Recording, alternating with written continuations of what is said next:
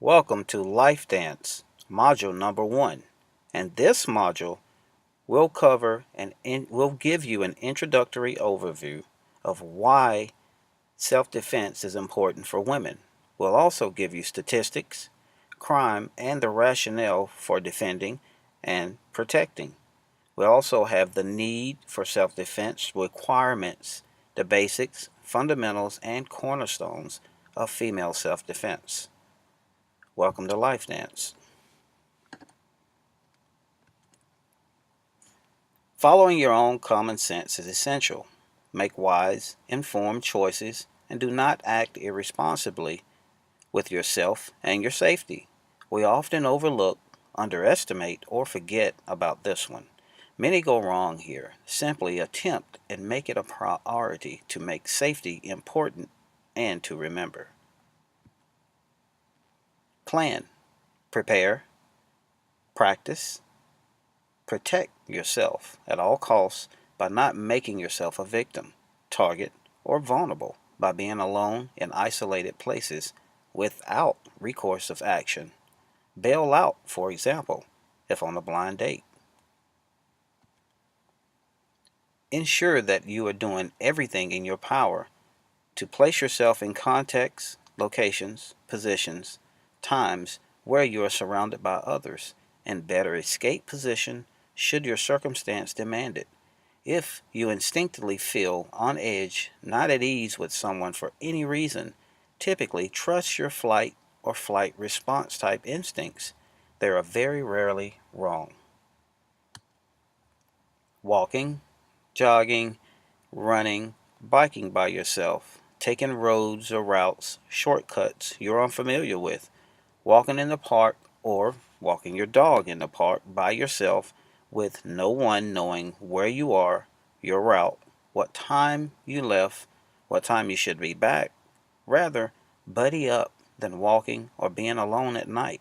Do not isolate yourself and become a target of circumstance or oversight. Try to stick to where other people are. You are not alone by yourself in the dark, lonely, unaccompanied. It makes it too simple for your potential attacker. It sounds really rudimentary, but it is still just common sense. We get so busy with our lives that we often do not even pay attention to the risky situations we put ourselves in unwittingly at times. We're not alert and proactive when it comes to our own safety and security. This is what makes it so easy for attackers to take advantage of women, whom are typically weaker, smaller, easier to intimidate, and overpower. Whichever way you look at it, you need to change this disadvantage into an advantage. Do the unexpected, fight back, be ready, and do not just take what is thrown at you. To a large extent, we also take for granted that we are and will be okay, safe, and that nothing like this can happen to us individually, ever. This is where most women are mistaken gravely. It simply is not true. It is not a question of if or what if, but when it happens, are you ready and do you have a plan, defense, strategy, skill to preserve, protect, and escape with your life? You do not want to be yet another sad statistic ending up facing horrible consequences.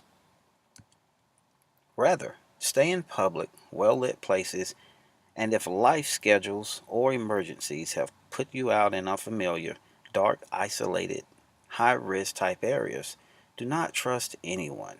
Try not to be alone and by yourself. Seek out someone else you feel safe and secure with while not letting your guard down for a second.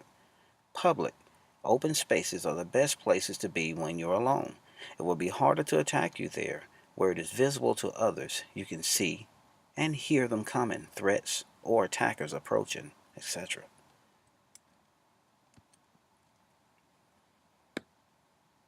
Now this is the end of the first video within Module 1. Please take the time to look through the self-defense techniques within Module 1, and we'll see you in the next section. Thanks, guys.